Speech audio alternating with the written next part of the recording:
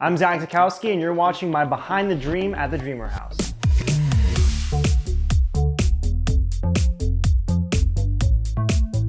Hey, what's up? I'm Zak Takowsky. I'm an actor, writer, producer, and artist from Los Angeles, California, and I'm 22 years old.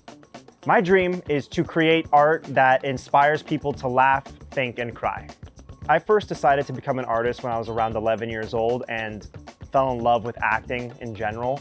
And then I just all around got into writing, producing, pretty much doing anything that I could to create art. I first performed on stage when I was in my sophomore year of high school, and it was electric. It was exhilarating. It taught me to be completely and utterly myself and just allowed me to be as free as possible. One thing that surprised me is how energized you feel through seeing others reacting to what you're doing on stage, and that an audience is as much of a creator as you are because they're giving you the energy to create. When I was a junior in Les Mis playing Marius, I realized that being an artist and collaborating with other people, particularly people younger than I am, allowed me to create an impact upon them and create an impact upon the audience that I never thought I was able to do in just my general life. Being in Les Mis at 17 years old and being able to collaborate with other artists and collaborate with the audience allowed me to understand that I, as an artist, can do and create change. I think one of my biggest struggles on this journey is self-doubt, really just fearing my own potential and holding myself back. I think that if you allow yourself to get in your head, then you're only preventing yourself from yourself. The only obstacle that's ever in your way is your own fear. It's never anybody else. It's never anyone's. I'm a firm believer that the people around you are only going to elevate you, and it's only your thoughts that can ever bring you down from elevating yourself. So you always have to be on top of it in terms of allowing yourself to just put it all out there, be as free and as individualistic as possible. Some of the ways that I've overcome the fear and self-doubt is just reminding myself that the stakes are not as high as I ever think they are.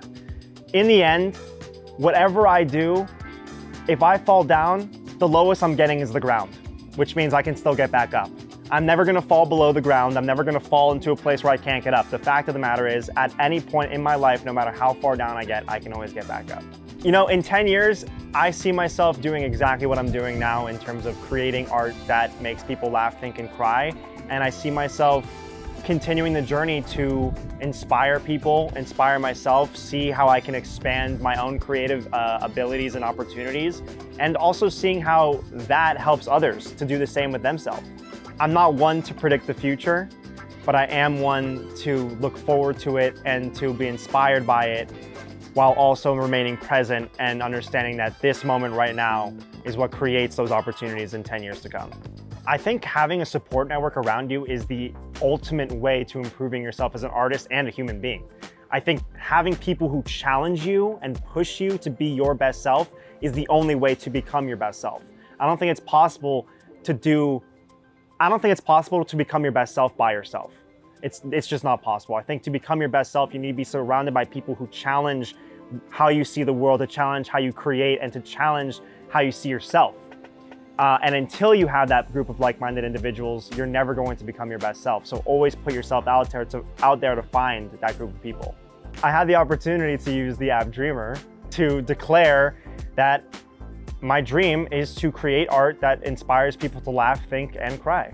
Since I declared my dream, a lot of opportunities have actually presented itself, and I'm really stoked to see where they go.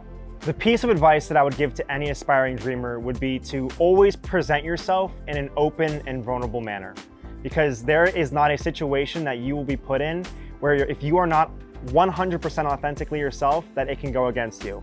I believe that presenting yourself as your true and honest self always will only help you and will only benefit you to inspiring others, inspiring yourself, and being the authentic and genuine artist that you deserve and you know to be.